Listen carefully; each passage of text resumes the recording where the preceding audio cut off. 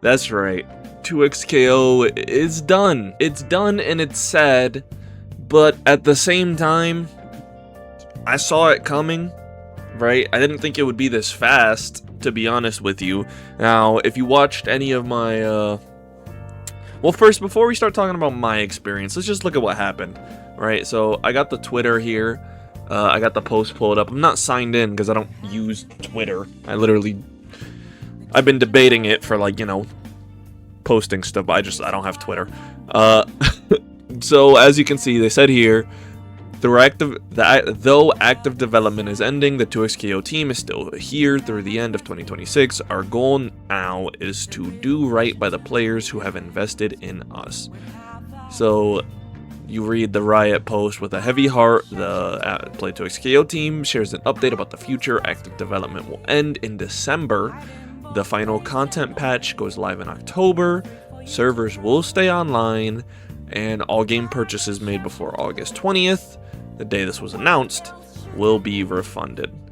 So, first things first, I do have to give them props for the server staying online, the refunds while letting people keep the skins, letting them keep anything they bought. That is very... Let's be real, they didn't have to do that.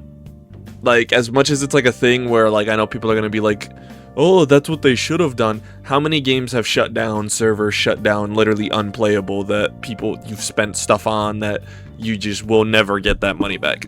So, the fact they're doing this is a nice thing to do. And the server staying online for the people who are still on that game, while not too many, it's still good for them. You know, like, leaving them on, we'll see how long they stay on, but it's good for them.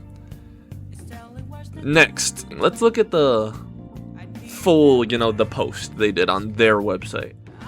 Active development will end, blah, blah, blah. We have an update to share on the future of 2XKO. 2XKO's active development, yeah, we know this. We've been monitoring and we've been seeing the painting is clear, consistent picture. While a lot of you jumped in to try the game and there's an incredible community, yeah, there's still people who play it. We haven't seen enough players stick with the game to get a path towards sustainability. That right there, haven't seen enough players stick with the game. That is the problem. And that problem comes from so many different things, some of which I do have notes on the side. That's why I keep looking at the side, because some of my thoughts, I like collected them together. That's why this game did what it did. Right? So this game, what's a good way I could put this? It didn't change. Right? That's one of the things I think is from the start, it was designed to be an easy, accessible fighting game, right? That was the idea. And it wanted to do its own spin on it of having that you can literally play duos, right? Like, what other fighting game could you actually hop online and play with your homie on your same team against random people? That was a really cool idea, and it sucks that it's not going to work out because it was just one of the factors too easy, in my opinion. It was too easy to the point where you get, not only do you have people who are fighting game veterans who are just, you know, those people who pick up a game and are nice within an hour. The good players, the really good players, like the professional stuff. You look at the professional FGC members, you know, all the historians, right? I don't know if historian's the right word, I just brain farted. But those good players, you know, the ones that we consistently see top in tournaments and all these different games, they just seemed bored. A lot of them just stopped. And that can be said about a lot of people. That was one of the cases for me. One of the reasons I stopped playing. And because, like, you look at, I got what? In the little time I played, I went to Diamond rank, I believe. What are the 2XKO ranks? Let's check. This video isn't super formatted.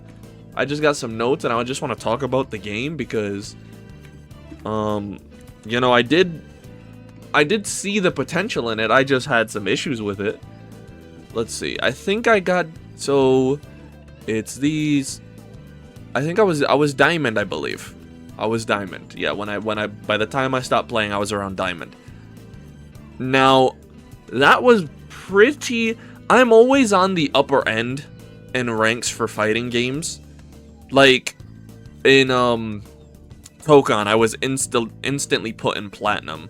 I've been going back and forth between in Street Fighter when I do play between either platinum. What's above? It's diamond, right? Does Street Fighter have diamond? This is so sidetracked. But is it diamond? Is it platinum and diamond that are right next to each other? Or is it something else? Yeah, it is diamond. I don't know why my brain. I'm like, I'll go back and forth, like between, depending on characters too, but that's besides the point. But my point is, usually for games, I'm not at the top, but I'm usually like in that better level of players, just not the best. Like, I'd say I'm average, if not mildly, but like very mildly above average in some games. But in this game, within literally a couple weeks, I was comfortably in diamond, right? And that's not something I could say for other games. And it was very weird because if you look at some other, some other players throughout my videos playing, for my experience, you would see players that they would know, let's say a combo. They would know maybe an easy mix-up setup. Echo. And then nothing else. They would suck at playing neutral. They wouldn't be able to block even the basic of things. They wouldn't tech throws. They wouldn't parry. You would fight someone and you would legitimately go, or at least for me, how are you in this rank? You know? The game was simply too easy for, like, I don't know, because they wanted that new player, obviously, right? That's been the trend with fighting games, is making it easy and accessible for new players. But there's ways to go about that, right? You need the balance, right? Like, we look at some other games like that. Once again, I'm going to be comparing them to other games. You look at Street Fighter, right? There is classic controls and modern controls.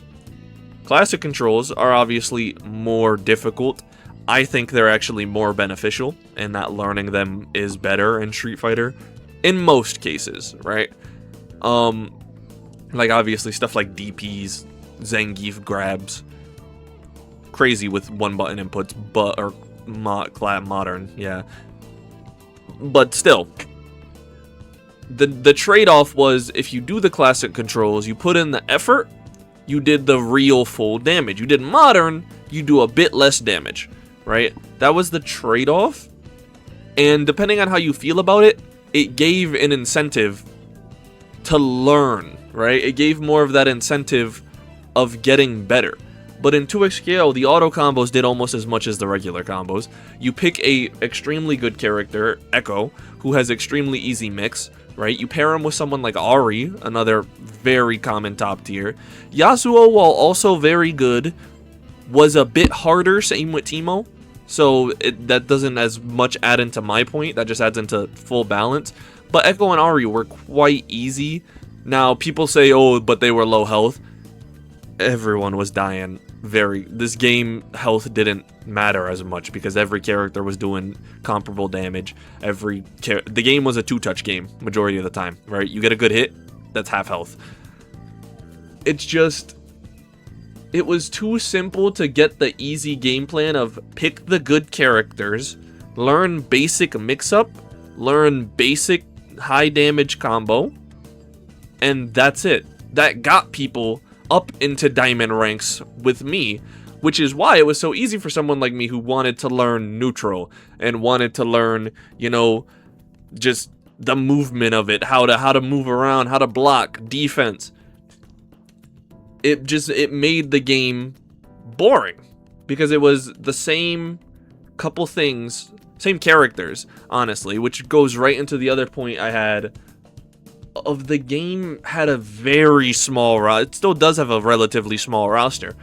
10 characters on launch, with Warwick and Teemo following soon after. So if you want to count Warwick and Teemo there since the beginning, even though they technically were not, A 12 character roster for a tag game is egregious, even by modern standards, because I know games have gotten smaller rosters in some extent. But that's just ridiculous. And then that feeds right back into the balancing issue that I would always complain about in my videos of... Sorry, what is... Oh, there was something on my light. There was like a bug or something. I thought it was... Whatever, it was a shadow. But that leads right into the things I would complain about of balancing, where... Why play the good... Or why play the bad character? Or not even the bad, the average characters, right? Like, I'm just gonna look up a random... Like, this is probably not at all accurate to like I said, it's been a while since I was done playing the game. So this is probably not at all super accurate, but this is actually pretty funny.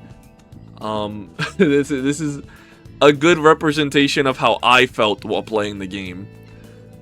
When I was playing it.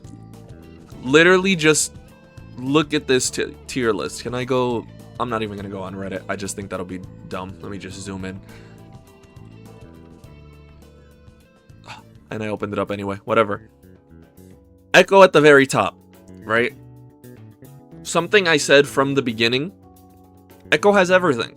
I said it. He had everything. He had good neutral. He had mix-ups. He had combo damage. What else did he need? He didn't need anything else. But he had uniqueness to his kit with all the time clone and all that stuff. So he was also fun. I can't deny that. He was fun. Then this person put, yes, Echo is that good that there's a tier between them. That's pretty funny to me. But then you have Laui, Yasuo, Ahri. Those were the characters you would see. Majority of the time, Alawi was pretty rare. I mean, rarer than the other three. Echo and Ahri were the most common because they were the easier than Yasuo. Yasuo, while good and while pretty common because cool samurai guy, he was a bit harder than most of the other characters. So same with Teemo. Teemo was very good. Honestly, I would put, by the time I stopped playing, Teemo would be up a tier for me personally. I think Teemo would have been with the top tiers. But he was also very hard. I did try to play Teemo a little bit in my own time, but you know, it's a very interesting thing because let me put this into perspective. You're playing Tekken, right? Let's look at Tekken 8 roster size. Let's just look at this, right?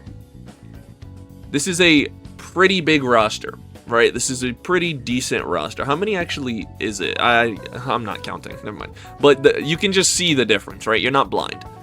So let's look at early Tekken 8, right?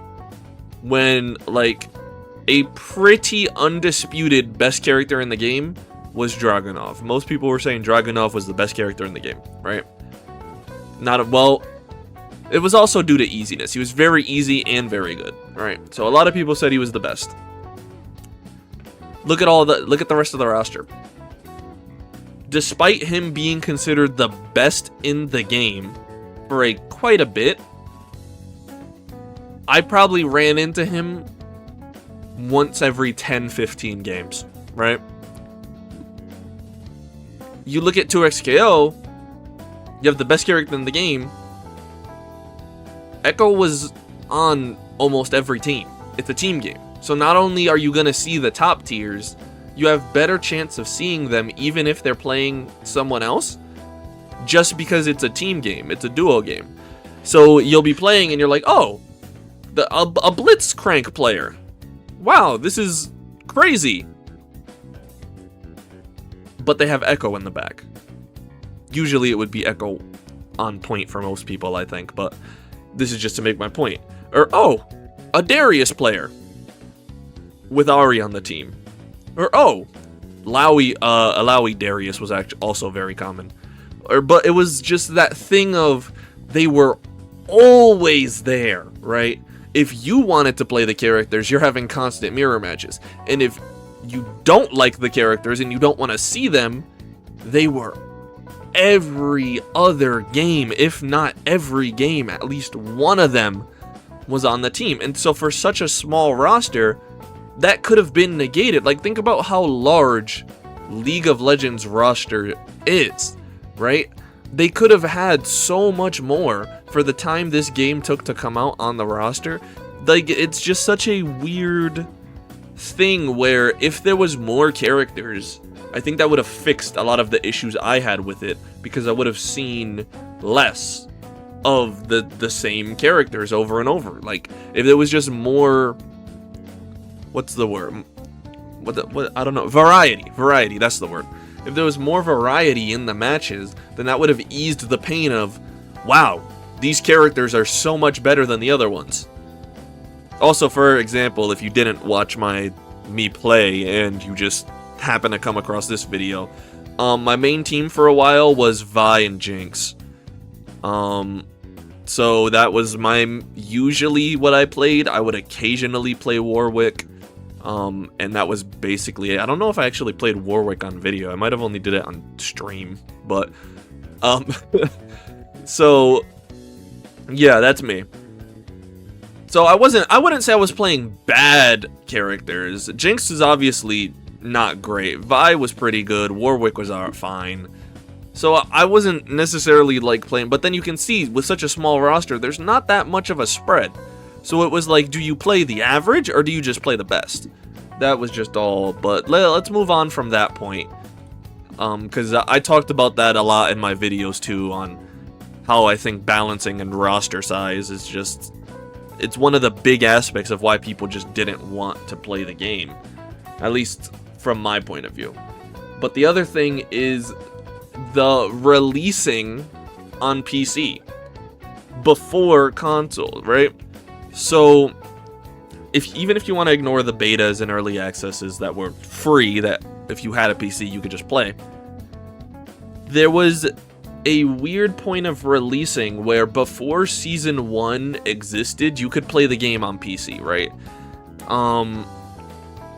Season 1 released, I think, was it when did Season 1 release? It was later. It was a couple months after when the game got a full release of... Should I just check? I don't feel like checking. Basically, the game came out on PC, right? There was no seasons. The game was just out. A couple months later, it had a console release along with Season 1, right? Let's put this into perspective of competitiveness, right? If you wanted to be good at the game. If you are a console player, right? Me, I'm very lucky that I have the money to be able to have both a nice PC and a PS5, right? Very lucky. So, for me, if a game is only coming out on PC or only coming out on console, I get access. Now imagine I did not have this PC and I was super excited for 2XKO, super excited, and maybe thought even I want to compete in this game. I am months behind. Everyone else has practice with their teams, they have this tech, they have all these ideas, they have this just, muscle memory getting built up by being able to just play the game for months before. And now I come in late, I hop on ranked for the first time, I'm random Bobby, this is my first time. Oh, I button mashed on Mortal Kombat back when I was a kid. I play League of Legends.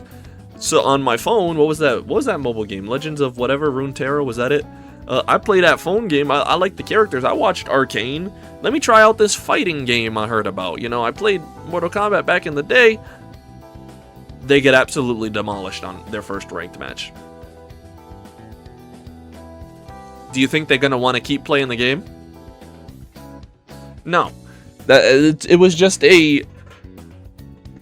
It just wasn't a good way to go about it, right? They did something similar with Valorant, where, they released... Well, that was a little different, because Valorant console, I don't know if they ever planned on one when the game was first made. So that was a bit different. But if they were waiting, or if they were releasing the game on console, guaranteed they knew they were doing this, I think they should have just waited the couple months and then released it fully all together as one thing. It's weird marketing choices like that really didn't help, right? While I wouldn't say that was the cause, it didn't help. So now if I look over here, I talked about that. I talked a bit about that. Oh, the prices were pretty big too, right? When you come from, other games, other fighting games, I don't know how much experience like y'all have talking to people about this stuff in the FGC, but from what I've seen, a lot of fighting game players just will not buy things if they are unnecessary and they find them overpriced, right? Like, look at Tekken. You go look at the DLCs for Tekken, like the stages. People will straight up just negative review the stages because it's like $1 more than they think it should be. Right? I'm not saying literally, but it's just exaggerated example. But people literally just will not buy. Like, I don't. Same for me. Street Fighter has, like, Street Fighter stages are literally client side. So there are certain stages that you only get like through the DLC or through paying for it. There are some stages in Street Fighter 6 I just didn't have for the longest because I was like, it doesn't matter to me. So when you look at 2XKO, their main form of money was skins. And now the Valorant, the League effect, these skins were not cheap. Now I've bought some, so I'm not going to be like, oh, I was boycotting too. I can't do that because I did in fact buy some. But $100 bundles for the average person, like, I could imagine when I was 16 and I was hard into fighting games, and I was, super hype and super like into it, I would not have ever spent money on skins back then. Because it was just like, why would you buy something that doesn't affect your gameplay? Like, DLC characters are different, right? But this game had the ability to get DLC characters for free. I don't even know if you would call them DLC characters, technically. But, I mean, I guess downloadable content, yeah, I guess. But so skins was their main form of profit, but due to the prices, a lot of the FGC people are just, I just won't buy any, right? Like, when you have the League fans and the Valorant fans coming over, they might have been more, open to buying the skins because they've played Riot games before with the same types of prices. But most FGC people just, whatever. Like, I don't need a skin. Like, the gameplay is what matters to a lot of FGC people. So that's just one of the things that I think made it so that Riot wasn't making as much money as they would have preferred to keep this game going. If they're not making it was a free game, so it's still free. It's still going to be playable. There's just not going to be any changes. But, well, after the 2 new characters that are coming, so that's still happening. But after that, once December hits, there's not going to be any more changes. So it's just, if Riot isn't seeing a profit in their mind, or a good profit, they axed it. That's what they did. They literally axed it. It's not what they might do. They did. It's just, there's not enough positives for either side. There's no reason for me to feel the need to buy something, right? Or for a person, because I did buy something. But there is no, like, I need to get this new thing. This is epic. This is going to be crazy. Like, let's say, what's a good game example of, let's say, a story expansion, right? I don't know, I can't off the top of my head think of an exact game. But a story expansion, people have the thing of, even if they are, like, Elden Ring, right? Elden Ring had Shadow of the Erdtree. I played Elden Ring, I loved Elden Ring. The DLC came out. My thought was, I don't want to get spoiled on any of the bosses. I need to get this and play it right away, right? I want to experience it all for myself. I don't want to watch anyone else do it. I want the experience. So I bought it. when it came out, and I played it, right?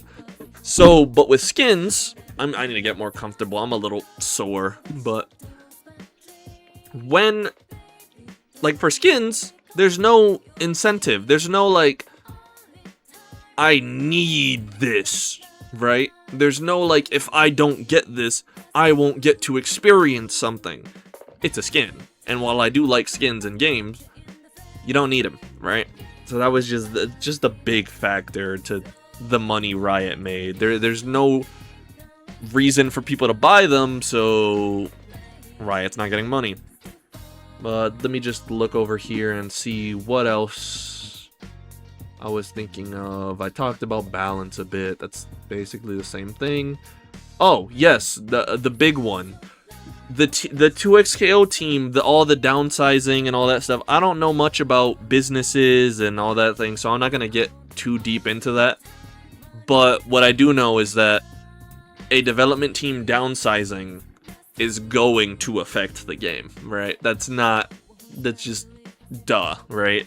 Less people working on a game means, you know, less frequent update. Like, if they had a bigger team, maybe they would have been able to do more, like, consistently, like, faster updates. Like, imagine this. Okay, this would be ridiculous, and I don't think it would ever be possible, right? But y'all remember back in Fortnite's, like, true heyday, where they were releasing updates literally every week, and you talk to the boys at school being like, oh, I wonder what they're gonna add to Fortnite this Friday, I can't wait to get home and see. And imagine if this game had that kind of level of characters. Maybe not a week, that's literally impossible, like I said, but let's say, like, every 2 weeks there was a character announced, at least. Let's say that. Because they got the characters to pull from, right? They got League. As like, it's not like they need to think up ideas. They have the ideas. They just need to think of gameplay reasons. So let's say every 2 weeks they announced one, and then every month and a half they released one, right? That would be awesome. That would be game-changing for fighting games. But with a smaller team, you think that's gonna happen? That would already be pretty hard to do, right? It's just, that's like just a fantasy world optimal crazy cool idea that I was just like, you know, for sake of talking, just to kind of show that the team downsizing really does change how development works and how the game releases, like how it releases content. It makes things harder on the people who are still there, and obviously you feel bad for the people who no longer have their jobs as well. It was a lot. It was a lot of things going on. Now I want to look at something that is very, very funny to me, and in a bit more of a, what's the word? Playful banter light, right? One of the things that I thought when I first saw it, this is what they're putting effort into. 2XKO did a Chipotle collab, right? They did a Chipotle collab where they had little things that were like little like lobby stuff for like Chipotle stuff. You know, I didn't look too much into it because I was just like, bro, this is a joke. They did. It's funny how my two mains are the ones on here, but they did a collaboration for a fighting game with Chipotle. Now, as much as I think this was wasted effort, right? Because as I was saying, if the dev team's getting smaller, there's not too many characters, the balancing isn't great, they could have put this effort somewhere else, in my opinion. That's why I kind of laugh at it, because I think if they put in this extra effort somewhere else, like the balancing, if they put the time and effort into making, I get that the team, like the cosmetic team that probably worked on this and the gameplay team are gonna be different groups of people, but think of it more the money sense, right? If they put the resources into the balancing team, right? Because that was another thing, the balancing didn't happen that often, but the balancing, if y'all can't tell off of the 10, whatever, how many videos, 2xKO videos I made, the balancing really did bother me. Because I was like, the roster's not that big. It can't be that hard to swing it up a little bit, you know, change it up a little bit. So when I saw this, I was basically, my first thought was, they doing Chipotle collabs when Echo's still the best character in the game? that was my mind.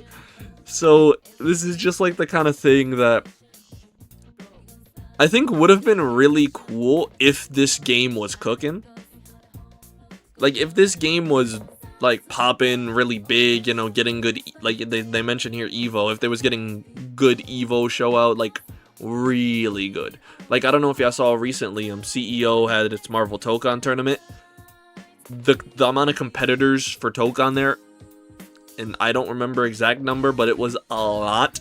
There was multiple pools needed just to, like, actually thin it down. They couldn't do, like, one pool, or, like, they literally had a whole bunch of separate groups playing on different days. There was a lot of people there. But if this game was moving like that, I think a Chipotle or any fast food place collab would have been hilarious. And, like, but it's just, this wasn't heard of. It's just, people were not playing the game, I guess. People that I saw when I was looking at, I was checking out a little bit of Max Dude's video just for a second, just to, like, see, like, what was he thinking about it as well, because I know he was covering it a little bit, but he was a little skeptical at some points. I saw people in the comment section saying they didn't even know this game released, which to me was crazy, because I was in a lot of the betas, I was in a lot of the early access, I was playing a lot, I was pretty into it. So seeing people say they didn't even know it released and they thought it was still early access is insane to me.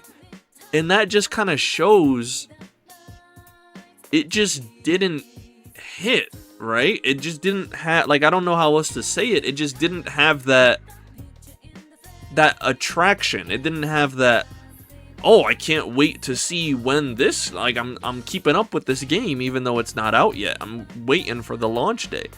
It just didn't have that. And I don't really know what that comes into, whether that's Riot's marketing, because I feel like they did a decent amount, right? I mean, well, actually, no.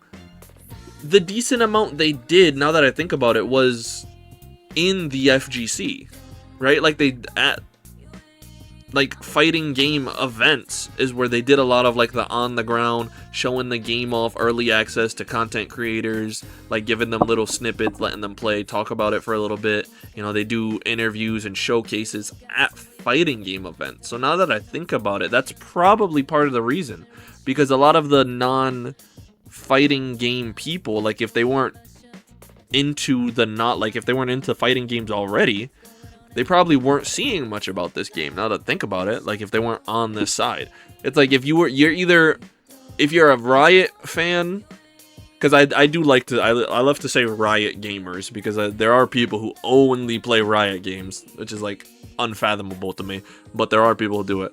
Riot gamers and people who are, like, commonly watching or involved with FGC events and news are probably the only people that were really hearing about this game. It's just, it's such a weird scenario, right? Because I don't think the game, as much as I was, like, bitching in my videos, I don't think the game was awful, right? It had cool ideas. I just think the balancing was dog for the longest. I think it was just, even when they changed stuff, I was like, nothing feels different. But as a game, I think the 2v2 was a really fun idea, right? That was one thing me and my homie were excited about, is being able to play fighting games together, right? Because he's not the best. So a lot of the time, if we're playing against each other in a game, it would either be me not really trying or me whooping him, which gets boring for the both of us, you know?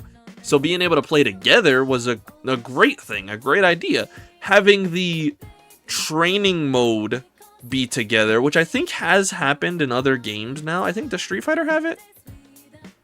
I think Street Fighter, yeah, if you want to custom roam, there is training mode. Yes, I remember that. But it was very laggy when I did it in Street Fighter once with a friend. I don't know if that was the friend or the game, but the 2XKO doing the training mode with someone, really cool. I love the stuff they did like that. While the arcade thing of waiting in the lobby for matches is cool in concept, I do like being able to watch the matches, like with other people playing. Like, imagine tournaments, like online tournaments, and you're just like allowed to join the lobby and you could just like sit there and watch in the thing. That's sick. That would be sick. But I do think they should have also had just like regular ranked queue where you're just sitting there waiting, rather than having to go walk over to all that stuff. But it's just, I don't know how to put it, man. This game it had potential. Once again, a conversation I had with that friend who was also pretty excited before the game even released, early access times. What I said to him is, this game is either going to be generational or it's gonna flop.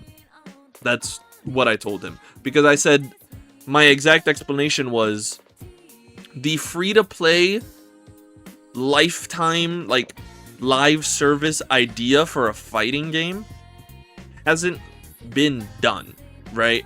All of the major fighting games, they come out, excluding Tekken, because Tekken lasts years when it's one game.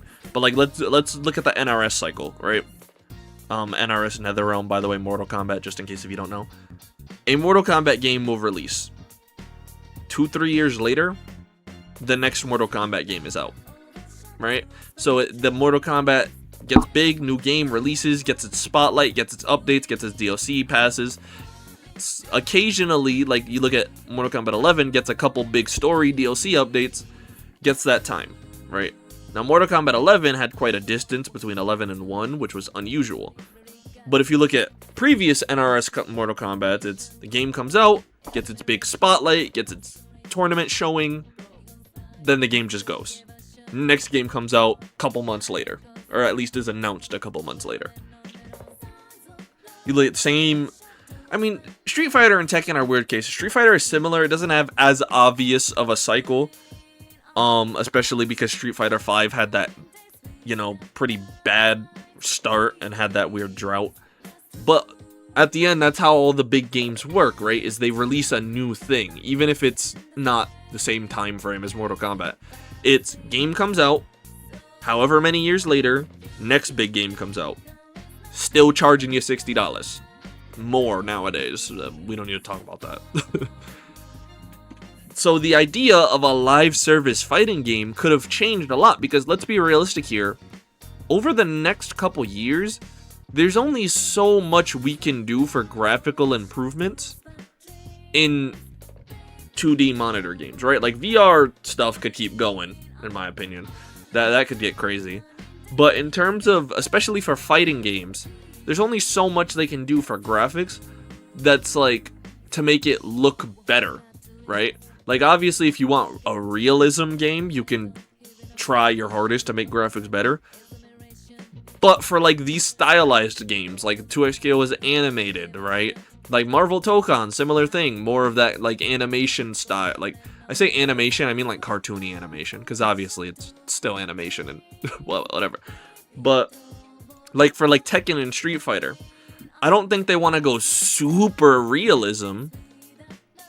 So they don't need to keep releasing a new game. So imagine if 2XKO hit, right? Hit it all up, like, top trending fighting game, whole bunch of players, everyone was loving it for the next 2 years, right? That could inspire someone like Capcom to do something similar. And rather than having a Street Fighter 7, they release Street Fighter. And they just plan on constantly adding to it. And just adding more and more and more and more and more to the roster, and doing updates, and doing changes, and doing events, and doing skins, and doing collabs. Imagine having the Ultimate Street Fighter, where every boss character, every collab character, every little DLC, all in one Street Fighter. that would take years, but that could be awesome. So my thought with my friend was literally 2XKO could be that type of influential, or it can be the kind of thing that people go, whatever.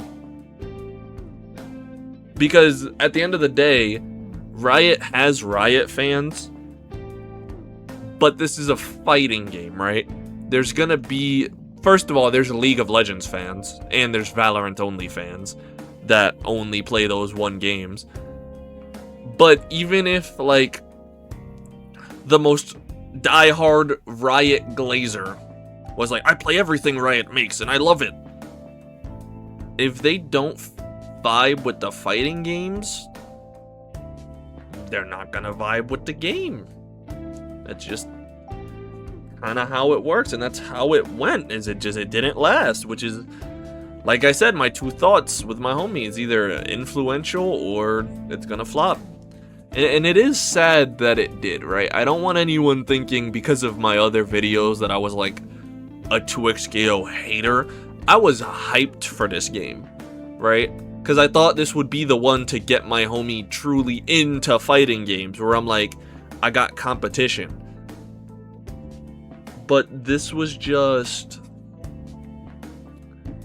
I don't know, it just didn't make it, right? And like, I have a little things here that I'll just go over real quick just to wrap up my thoughts. And I do want people to talk in the comments and tell me what their experience too, if they even played this game. Because like I said, some people were saying they didn't even know it released, so, which is crazy to me. But some potential things that I think could have helped and could have saved it. The obvious one is balance, right? Balance, I think having actual proper changes that truly shifted up the meta would have helped quite a bit, I think, for the people like me who enjoyed the game but were just tired of seeing, like, once you get, like, maybe it was different on lower ranks, but once you get to a certain rank, you're just seeing people play the meta, right? So I do think that would have helped quite a bit for people like me to have meta changes, so that even though I wasn't playing, you know, the meta characters myself, it would have been nice to not have to fight the meta characters all the time. So having meta swaps, even if it was like I'm still seeing meta characters, but it's different characters at least, I think would have helped.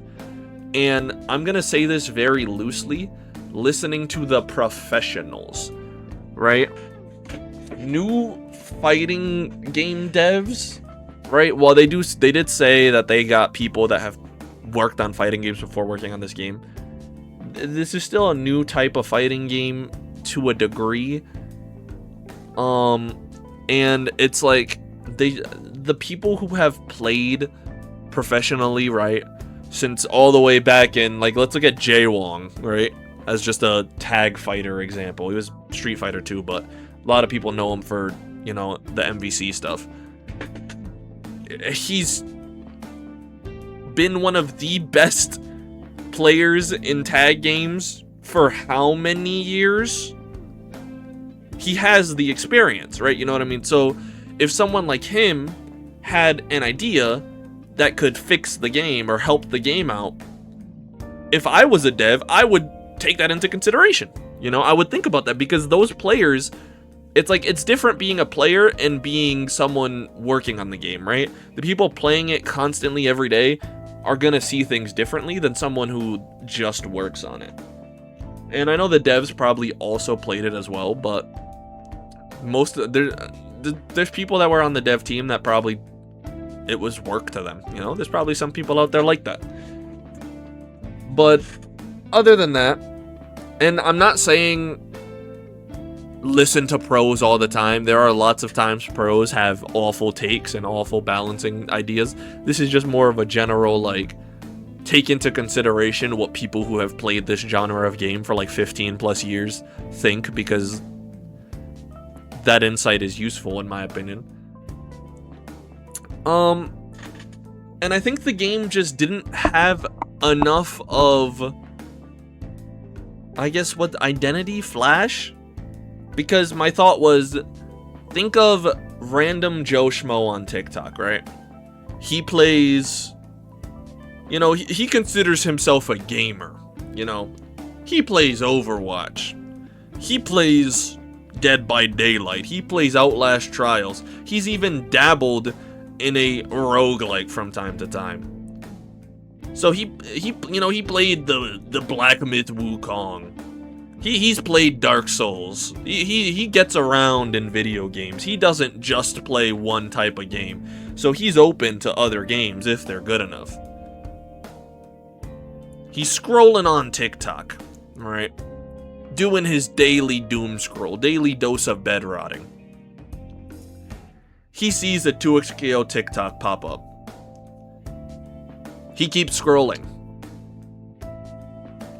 The game just didn't have pull. I feel like it didn't have the attraction to people who don't know what it is, right? If Joe Schmo has no idea what League of Legends is, like he's a console player, he's never played League, he's never looked at the characters, he's never watched Arcane, he doesn't know the characters, he's never really played a fighting game. What reason does he have to look at it, right? Like when Tekken 8 came out, everyone was playing it because it had this crazy pull. Mostly because it was Tekken. Yes, being Tekken and being a known series to a degree did help. But my point is, if this game it needed pull. I'm not sure what would help with that, right? But it just didn't have the pull for the random person to be like, wow, this looks cool, let me check it out. Most people didn't even bother looking at it, so they wouldn't even know it was free. If more people knew it was free and they knew about it and they got interested in it, people would have tried it. It was free. Like, what's the downside to trying a free game, I just think it didn't have the pull, and I don't know what they could have done to change that. Like I said, I'm not a marketing guy, I'm not a business guy, but I just think it didn't have it. And I think this is just, I said this already, but less focusing on, there was a lot of focus on cosmetics, right? Because that was obviously the way the game worked. But I think maybe a bit less cosmetic releases, because cosmetics were releasing pretty free. Like, they had a Fortnite type item shop. I don't think it was refreshing every day, but it would refresh quite often and have different skins and different skin bundles. Maybe less constant swapping and more working on gameplay and balances and new characters. I think that would have helped a lot. But that once again goes back to my first thought when I was playing the game back for videos, is it just needed if it just had the interestingness in gameplay, I think it would have had a dedicated, it still has a dedicated community, but I think the community would have been bigger and it would have helped the game flourish if it just had that interestingness in the gameplay and the meta. The gameplay was interesting, that's not what I mean, but I mean the meta, like the gameplay as in the characters being the same. I don't know how else to put it. It's like constantly seeing the meta. I think that's really all I wanted to talk about. I just wanted to bring this up. I wanted to talk about this because I did enjoy this game, and I have thought about, hopping back on for a video or two, but after this, it's kind of done, to be honest. Like, they're doing, like, if we look back at the Twitter, they're doing, I'm not allowed to look at that, whatever. Can I just zoom in? Can I cheese it? Yeah, okay. I can cheese it a little bit. Like, we look at this, right? They got Lux coming out, Samira coming out. Pretty, Lux isn't my type of character. Maybe she'll be cool gameplay wise, but Samira looks more like a character I might play. But just looking at this, it's like, I think it's just kind of done, one character, another character, bug fixes, and that's kind of it. Like, they're releasing, I think this is going to be like, you could get all the skins and stuff. I don't know how much this is going to cost, because actually, is it even, if this does, I guess it's because if the people who are still playing buy stuff, then they still make money, so this probably will cost money. But not gonna lie, depending on the price, this might be insane to do. All champs unlocked. That's nice That's cool. At the same time, though, that's gonna give... I mean, I guess it doesn't matter. Because I was gonna say I did have fun playing other modes to try and get points to unlock characters when I didn't have... Actually, no, that's a... What was I grinding points for? Because I had all the characters pretty fast. I don't know, I don't remember. But expanded private lobbies and voice chat. See, this is the kind of stuff that if they had that early on, that might have been... That might have helped, you know? Evo, and what is that? Battle Coliseum. After active development ends, servers remain online, all refunds distributed towards the competitive series concludes. Community... See, they say community tournaments continue, but... Says who? Like, the community could just... Who knows? December update could happen, and the community could just go, alright, pack it up, we're done, moving on. But... Whatever. But that's just... I think, honestly, I think the game's kind of done. It'll become a Discord fighter, I think. You know, sadly, cursed to Discord fighter realm happens too often, you know. But, you know, we had fun, right? You know, for those of you who was watching my videos, who came through on the live streams, it was a fun time, right? You know, seeing me get angry at video games for the first time and actually getting angry on camera.